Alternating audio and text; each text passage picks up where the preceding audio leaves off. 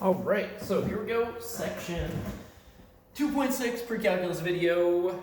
Let's get started. We're talking about graphing rational functions here. So the goals here are to sketch the graph of a rational function, given the equation, sketch the graph, which includes finding the equation for the horizontal asymptote, finding the equation for any vertical asymptotes, finding any point discontinuities if they exist, finding the x-intercepts, the y-intercept, and then stating the domain and the range. All right, with all of that information, we'll be able to graph. So we're gonna start, and I'm just gonna do two examples for this video. We've already kind of gone over some of the reasons behind some of this stuff in class. So just a couple examples. So here, first one, we have f of x equals 3x squared minus 12 over x squared minus x minus 6. So remember, a rational function is polynomial divided by polynomial, right? We've got this first polynomial, 3x squared minus 12. That's our numerator polynomial. The denominator polynomial is x squared minus x minus 6. So first thing we can do is we can find our horizontal asymptote, right? This is where we look at the end behavior of the function. So the horizontal asymptote,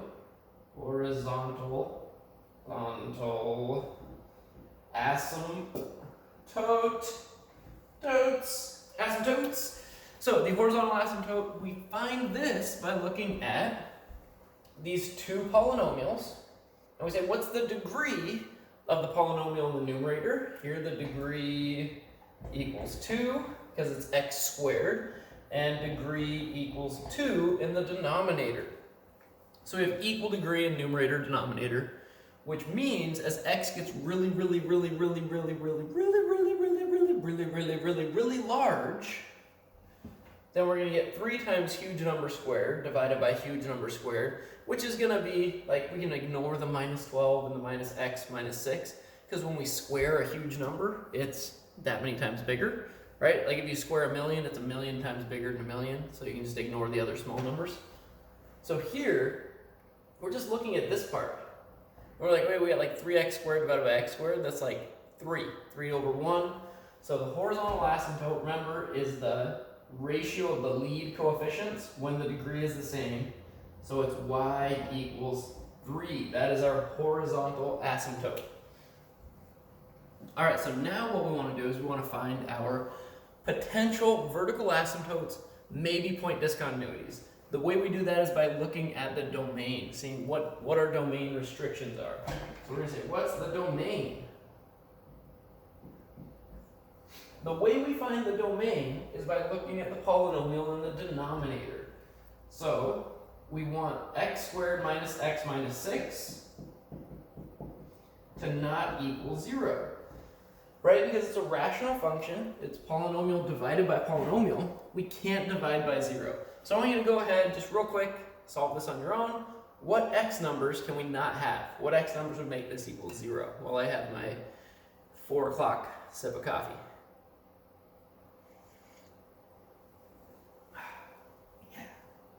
Yum. Well, you may have used quadratic formula, a equals 1, b equals negative 1, c equals negative 6, or maybe you just factored it and said, hey, we need two numbers that multiply to negative 6 and add to negative 1. X minus 3 times x plus 2 not equal to 0. So x cannot equal 3. X cannot equal negative 2. All right. Now I'm going to let you in on a little secret. Secret, not really secret. It's not at all a secret. I'm going to tell you about how to identify which of these is a vertical asymptote, or which one represents a vertical asymptote, x equals 3 or x equals negative 2, or if it represents a point discontinuity. What we do there is, let's find our x-intercepts. Actually, we're going to do both of these. We're going to find the x-intercepts as well. So I'm just going to look at the function f of x equals 3x squared minus 12 over, I'm going to write this in factored form, x minus 3 times x plus 2. Now I'm going to factor the numerator. When I factor the numerator, I notice that I get 3 times x squared minus 4 which is the same as 3 times x minus 2 times x plus 2. So this rational expression is really just 3 times x plus 2 times x minus 2 divided by x minus 3 times x plus 2. Woo, check it out. Check it out. What do you notice here? We have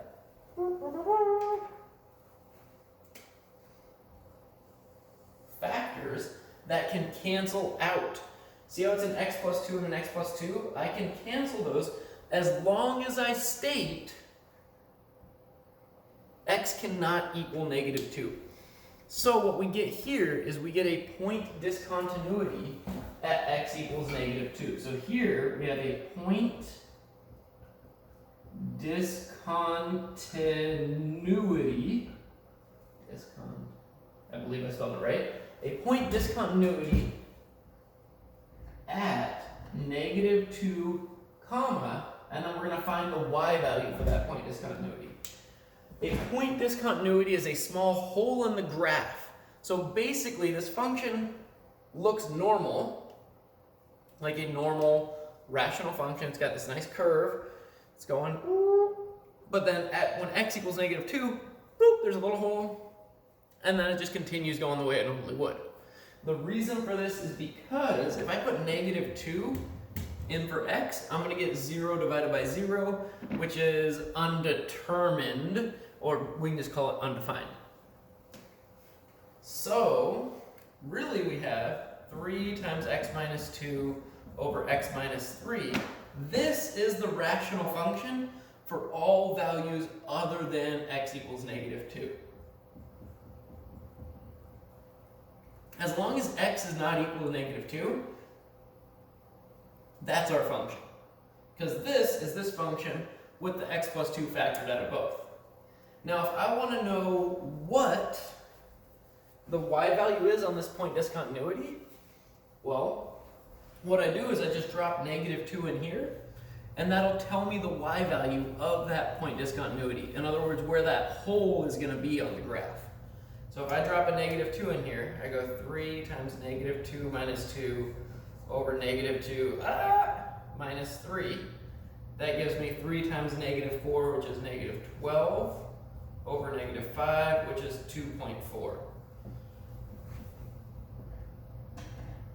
So at negative 2, comma 2.4, there's a hole in the graph, and we're going to put that on our graph. When we graph it, I'm going to graph it right here.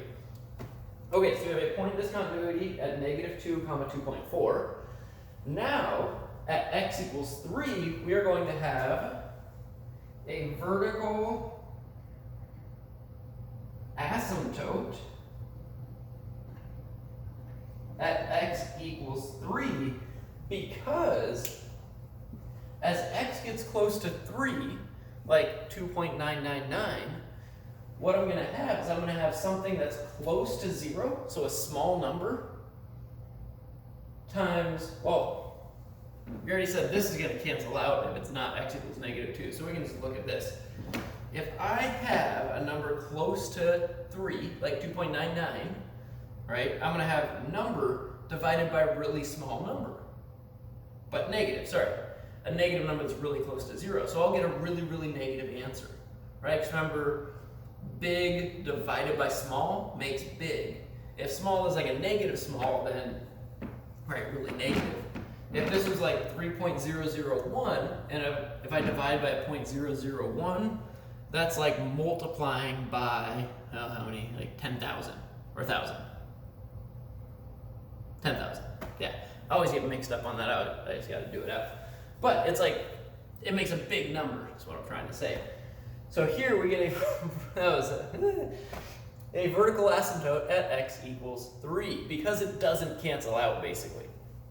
All right, let's find, so we have our horizontal asymptote, we have our vertical asymptote at x equals 3, we have a point discontinuity at negative 2, comma 2.4. We found those by looking at what the domain is. X can't be 3, x can't be negative 2. And we said when we looked at that, when x equals -2, we had a 0 over 0. That makes it a point discontinuity. When we had x equals 3, we had not 0 divided by 0, which makes it a vertical asymptote. Okay, so let's find our x-intercepts and our y-intercepts, if there are more than one of each. All right. So, x-intercept. So the x-intercept, this is when y equals 0. So basically we just need to solve 0 equals 3x squared minus 12 over x squared minus x minus 6. Well, we know that 3x squared minus 12 is 3 times x plus 2 times x minus 2 divided by x squared minus 6x minus 6. Oh, not a 6x, just an x. If I want to solve this, I could multiply both sides by x squared minus x minus 6 to undo that divide by, which means, and just 0 times that is just 0. So basically I'm just solving when, I'm solving when the numerator equals 0. So that's going to be when x equals -2 or x equals 2. But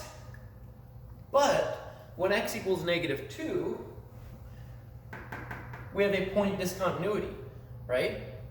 So if there's ever a number that overlaps with your domain restriction and your x-intercept values, that gives you your point discontinuity. That's another way of kind of checking that. So here, this is not one of our x-intercepts because it occurs in our domain restriction. In other words, when we put in -2, we get 0 divided by 0. Not okay.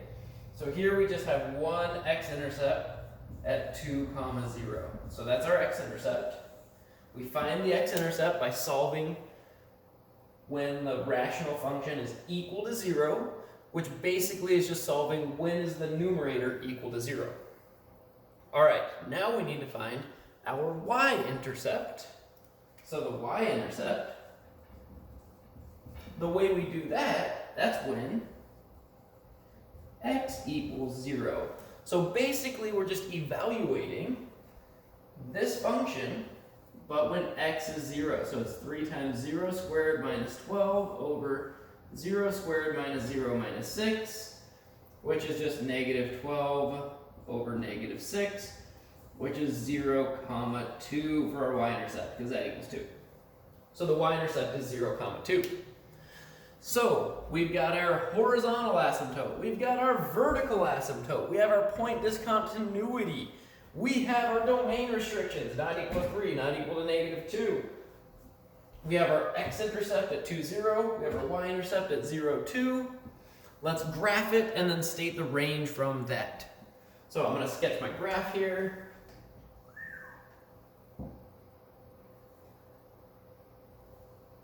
I'm going to draw in my asymptotes. The asymptotes are part of the graph. They're not points on the graph, but they are part of it.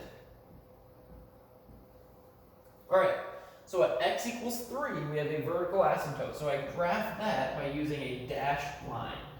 Dashed line at x equals 3. Dashes. And then we have a horizontal asymptote at y equals 3. Yeah. So, boop, boop, boop, boop. We have, so I have my asymptotes in there. Now I'm going to put in my x and y intercepts. The x-intercept is at 2, 0. The y-intercept is at 0, 2. Right? So I put those there. And what this is telling me is this is the only time that I'm going to cross the x-axis because there's only one x-intercept. So here I can't go back down. What's going to happen is I'm just going to follow my asymptotes. Ooh, but what happens at -2? At -2, 2.4, we have a point discontinuity And we just represent that by drawing an open circle, a little hole there, and then we just continue.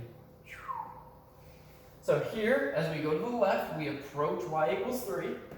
As I go toward x equals 3, I'm going to get really, really negative.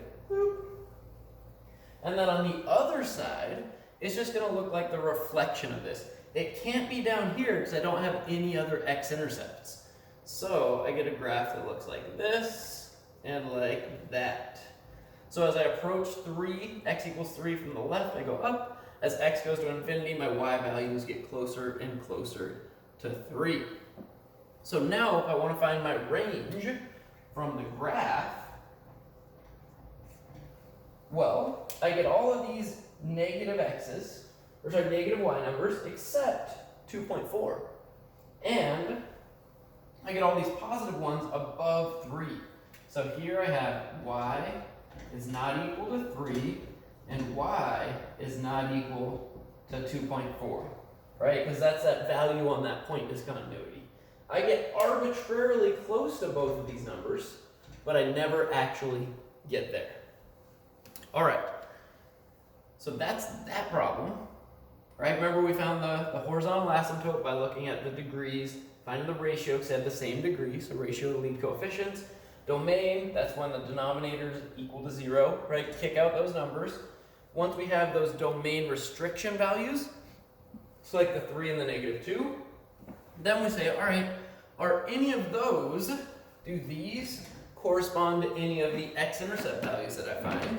I found negative 2 as a potential x-intercept because that's also a domain restriction value. That makes it a point discontinuity.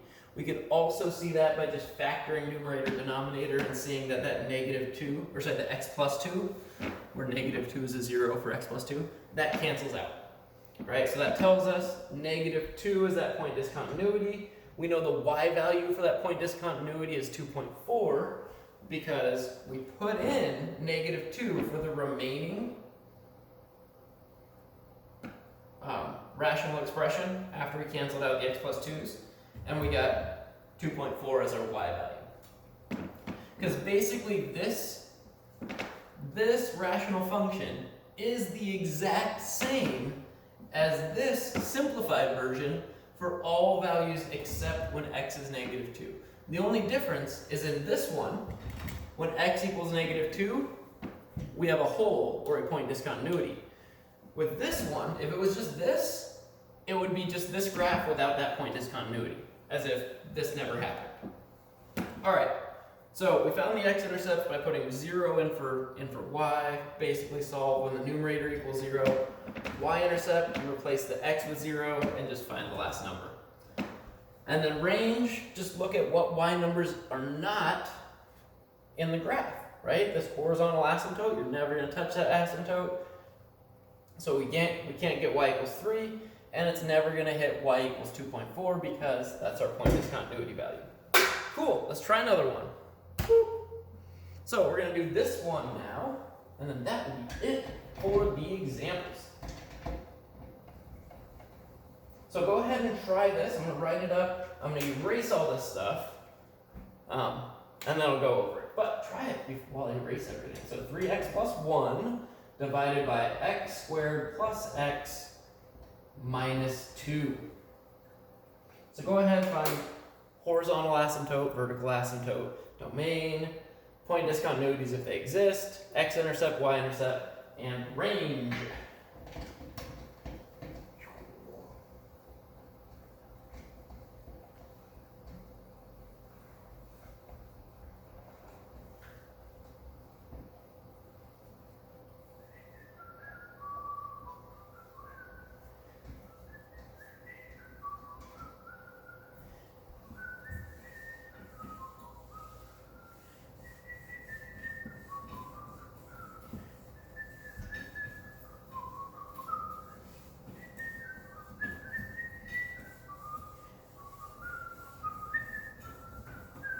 Alright, erased.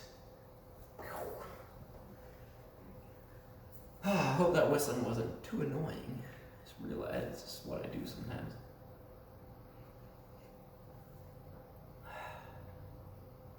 Let's go ahead and get started on this. So the horizontal asymptote here, remember with the horizontal asymptote, what we're looking at is what's the degree of the numerator, what's the degree of the denominator. Here, the degree of the numerator is 1 because we have 3x to the 1. So the biggest exponent on the variable here is a 1. It's just x, right? It's a linear x. And the denominator is x squared, so the degree is 2. So here, the denominator degree is larger than the numerator degree. So horizontal asymptote is y equals 0. And the reason for that, so horizontal asymptote is y equals 0. The reason for that is because if I put a really big x number in, I'm going to get like 3 times a really big x number plus 1, and then I'm going to get a really big x number times that really big x number again, and then whatever else. But basically this x squared is going to take over for really big numbers. So I'll get relatively small divided by enormous, and whenever we have small divided by big, the answer is small. And as that bottom value gets bigger and bigger and bigger, the total answer gets smaller and smaller and smaller. So the answer goes to 0, basically. All right, so our horizontal asymptote is y equals 0 because the degree in the denominator is larger. Now let's find the domain. To find the domain, we look at this denominator polynomial, x squared plus x minus 2, and we say that cannot equal 0. Basically, we got to kick out any x numbers that make it equal to 0. So go ahead and do that. Find those x numbers that make the denominator 0.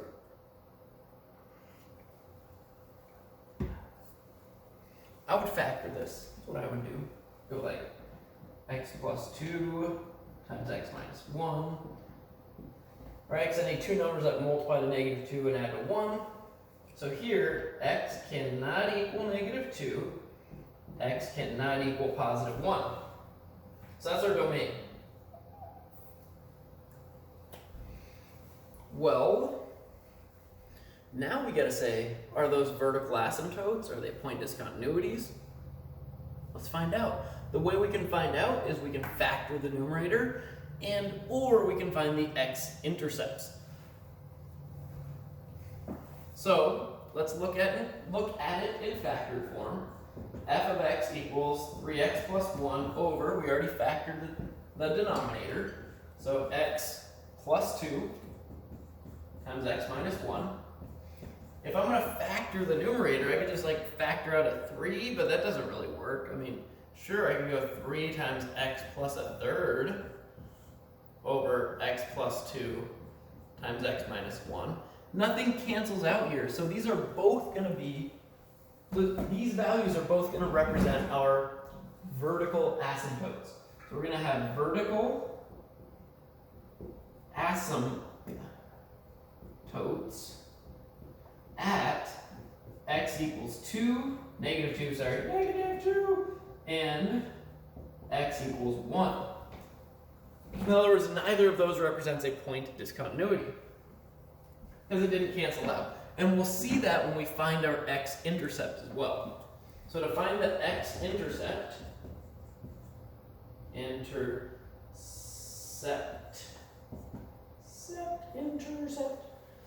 this is when y equals 0. So we solve 0 equals 3x plus 1 over x squared minus plus x minus 2. That's only going to be true when the numerator equals 0, or I could just multiply both sides by the denominator. So 3x plus 1 equals 0. All right, subtract the 1, 3x equals negative 1, divide by the 3, x equals negative 1/3. So the x-intercept is negative 1/3 comma 0. There's our x-int. X-intercept. Cool, so the x-intercept is at negative 1/3 comma 0. Now let's find our y-intercept. The y-intercept is when x equals 0. So I just go to the original equation, and I replace all the x's with zeros here. So I have 3 times 0 plus 1 over 0 squared plus 0 minus 2. which is 1 divided by negative 2, which is negative 1/2. So 0 comma negative 1/2 is my y-intercept. All right, that's enough information, more or less, to graph this. Let's sketch out what we know.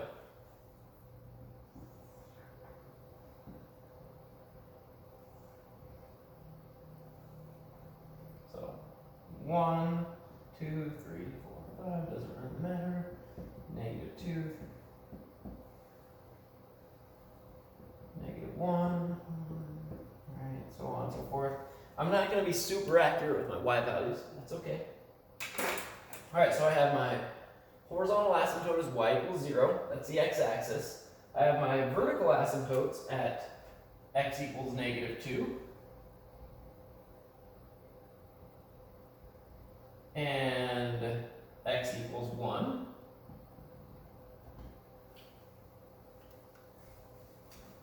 And I have my intercepts.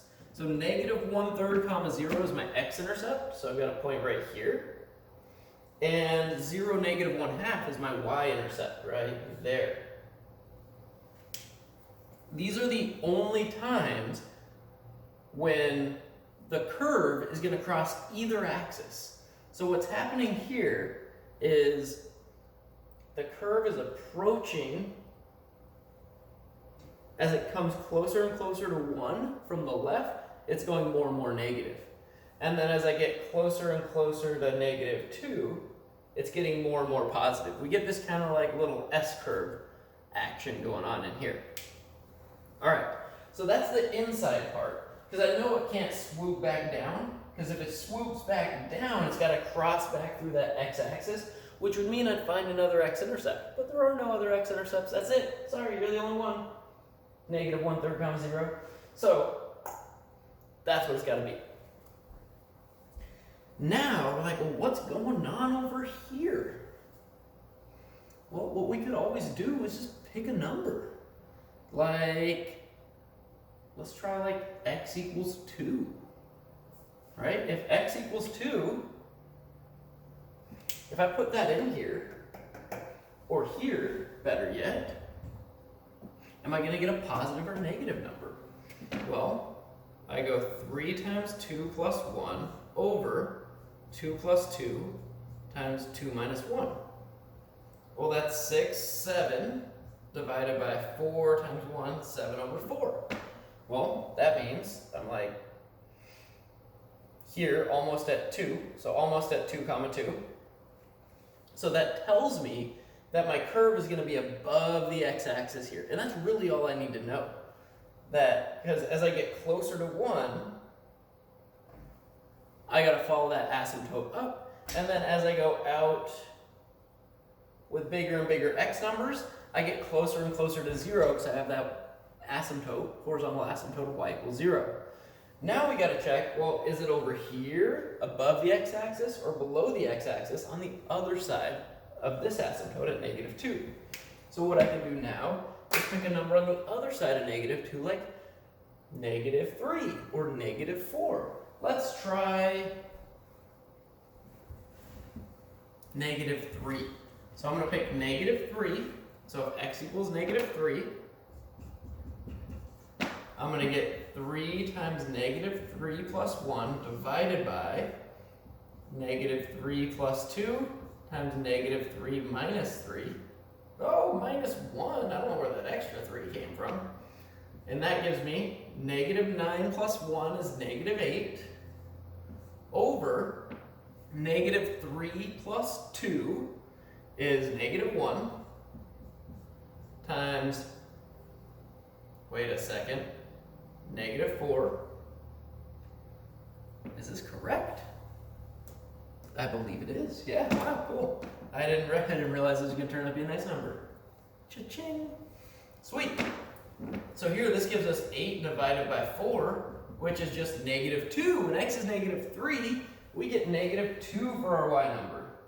So we're right here. Which means our graph is going to do this action.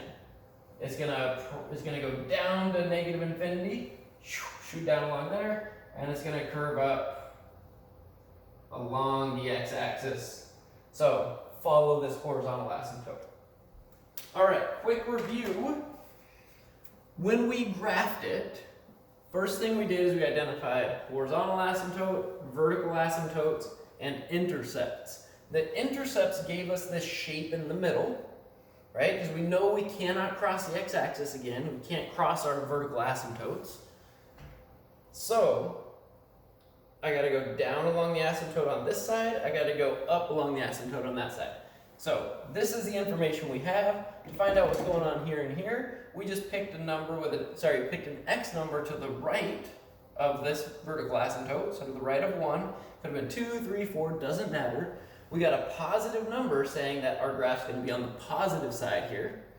And on the left side of the -2, we got a negative number saying that our graph has to go in this portion here.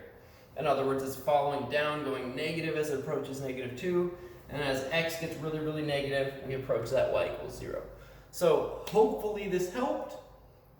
I forgot to say what the range is. The range here, think about it. I'll let you, go ahead. What's the range? You might want to say y is not equal to 0, but if it weren't for this middle part, that'd be right. But here, this middle section, we're going to get every single y number, right? So we get y equals 0, we get all the negatives, all the positives. So the range in this case is all real numbers.